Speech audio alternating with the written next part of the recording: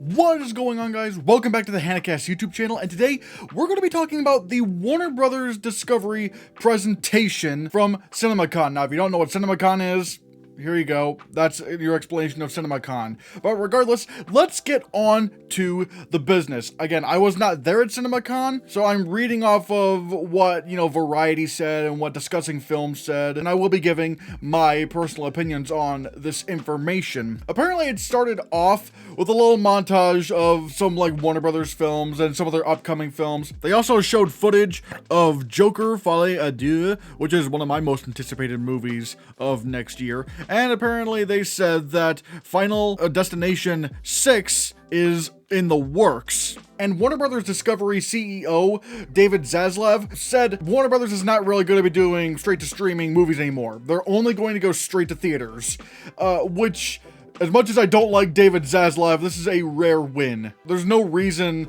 for movies like A Christmas Story Christmas to just go to HBO Max. That film was actually good enough to go to theaters. And also, James Gunn and Peter Safran, the co-CEOs and co-chairman of DC Studios, were brought out, and apparently they said that they were going to be presenting a 10-year plan, but that hasn't surfaced yet. Unless maybe that's coming later in the day and not right now, but so far we haven't really gotten any information as to what that 10-year plan will be. If we do get that 10-year plan, does this mean we're gonna be getting more film announcements? That's something that's usually not done at CinemaCon, so I'm really excited to see what that news is going to be today, if it happens. Please let it happen. Zaslav talked about The Flash a lot during this panel, saying, I watched The Flash. I've seen it 3 times. It's a very emotional movie. You're going to go through all the emotions. To me, it's the best superhero movie I've ever seen. I really don't know what to feel here. And on one hand, he's supposed to say that this movie's amazing because he's literally the CEO of Warner Brothers Discovery. I don't really trust studio heads or even people involved in the movies that they're making and saying, oh wow, this is amazing. But what really got me was that Tom Cruise was saying this is what cinema was made for, which really just makes me go, what is this movie? Peter Safran was saying that Ezra Miller gives an amazing performance in The Flash. Again, I'm not really excited for Ezra Miller because they are a piece of garbage, and yes, they do go by they them pronoun. Just because they're a horrible person doesn't mean I'm going to misgender them. And if I catch you misgendering in the comments, I'm going to remove that comment because I can do that. But I'm not really excited for this movie because of Ezra Miller. They are such a big problem. They're assaulting people and being a groomer, so I can't really say I'm very excited for this film. Apparently, this is set 30 years after Batman Returns, and we did get a new trailer, and I will admit this is a very good trailer. Gives us more of an idea of what this story is. Barry Allen wants to save his mother from being murdered, which, by the way, the character Barry Allen is a guy and goes by he, him pronouns, so I can say that. So he goes back in time to try to stop that from happening, but in doing so, the whole universe just gets completely thrown out of whack. And we're also seeing a bunch of other crazy imagery, more of Michael Keaton as Batman, Supergirl, more of Ben Affleck's Batman. Is this movie actually going to be really good? And supposedly this is going to be very pivotal to the DC universe, since this is supposed to be the movie that starts a reset of the DC universe, which already is kind of confusing because some things are getting a reset and some things aren't. But overall, it was a very strong trailer. They also showed a first look at Furiosa, starring Anya Taylor-Joy, where she's playing the younger version of Charlize Theron's character from Mad Max Fury Road. I'm really kind of cautiously optimistic about this film. On one hand, Mad Max Fury Road is one of the greatest action movies ever made. Straight up. It's been, 7 years or so since then? Maybe 8? It still holds up as, a masterpiece in action and storytelling. But at the same time, George Miller is very hit or miss. His most recent movie, I already forgot what that was called, didn't really get the best response. I'm cautiously optimistic. But apparently they also said that Beetlejuice 2 is confirmed to be in the works. This is interesting. Beetlejuice 2 And reportedly, like, people are saying that Jenna Ortega might play Winona Ryder's daughter in the movie. Beetlejuice 2, I'm wondering if this can work, because Beetlejuice really did kind of live in its own time, where it's like, yeah, it's just some weird movie that came out at the time. So I'm wondering if this will actually work today. Apparently the next Conjuring movie is called The Conjuring Last Rites. I'm not gonna lie, I've only seen the first Conjuring, so I don't really have much to say about this. Apparently one big movie that was being talked about today at CinemaCon was The Color Purple, which is a musical adaptation of the movie, which I'm really interested to see where this goes. Like, this is getting a lot of big Oscar buzz because it is coming out, I think, in December, and it's a, musical, so it's probably gonna get some big Oscar buzz. And they showed, like, the first footage of The Color Purple, which includes, and I'm reading this from Variety, glimpses of Fantasia, Barrino, Danielle Brooks, Taraji P. Henson, her, Halle Bailey, and more. I've never seen The Color Purple, I'm gonna be honest. I've never seen The Color Purple, maybe I should watch it. Again, I'm a sucker for musicals, I really do love musicals. In the Heights and West Side Story deserved so much better at the box office. God. And of course, you can't have a Warner Brothers 2023 panel without Barbie being talked about, because, good God, this has become like everyone's most anticipated movie.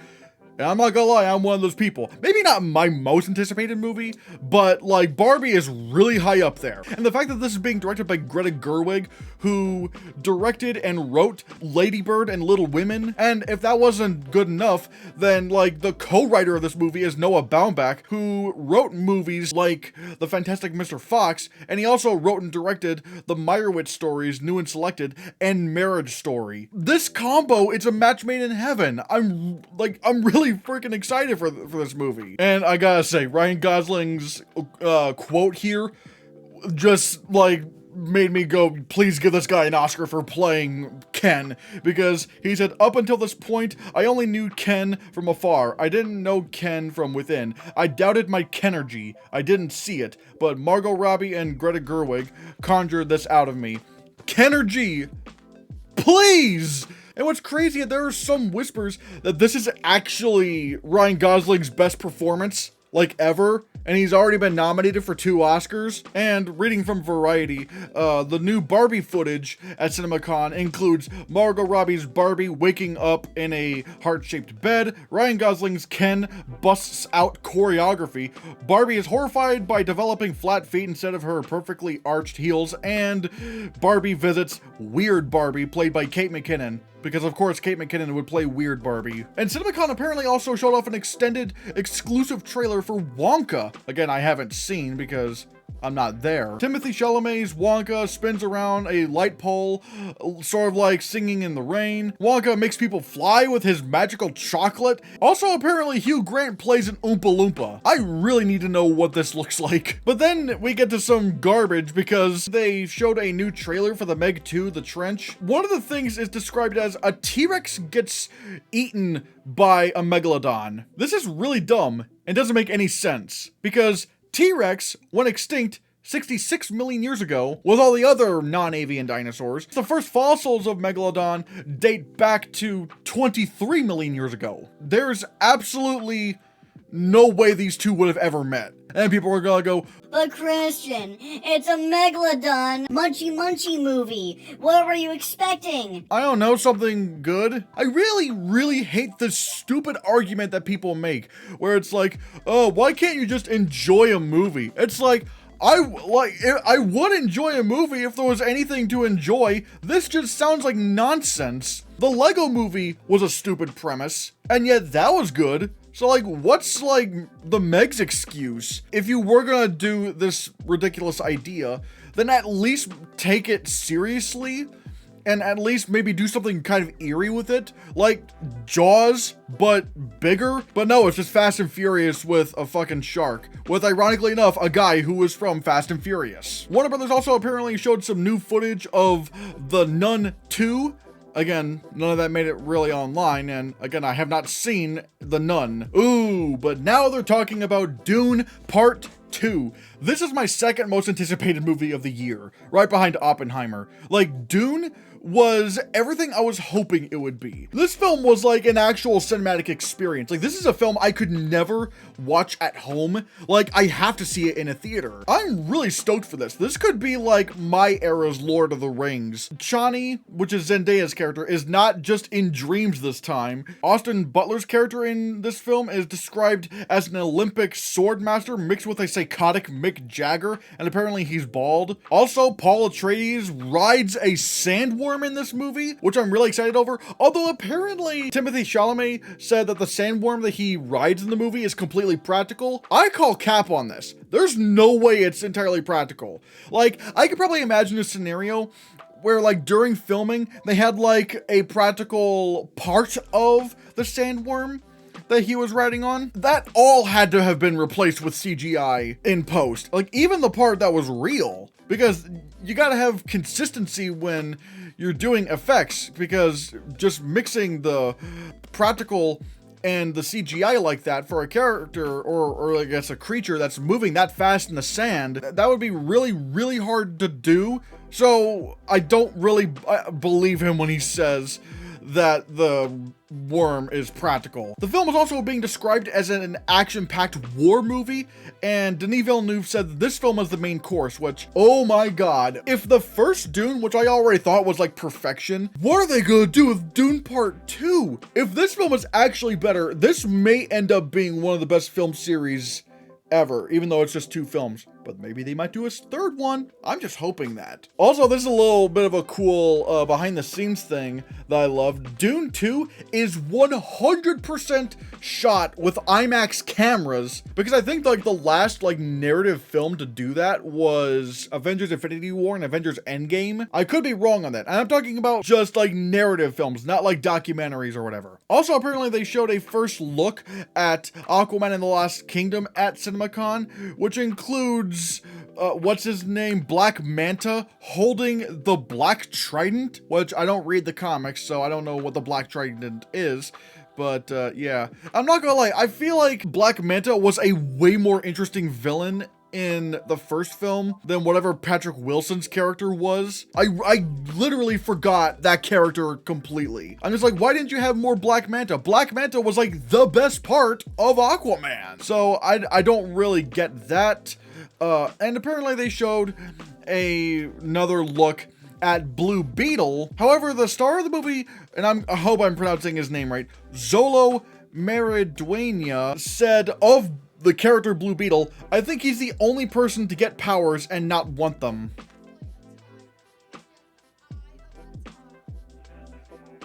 Are you sure about that? And that is about it for the Warner Brothers presentation at CinemaCon. Now the question goes to you.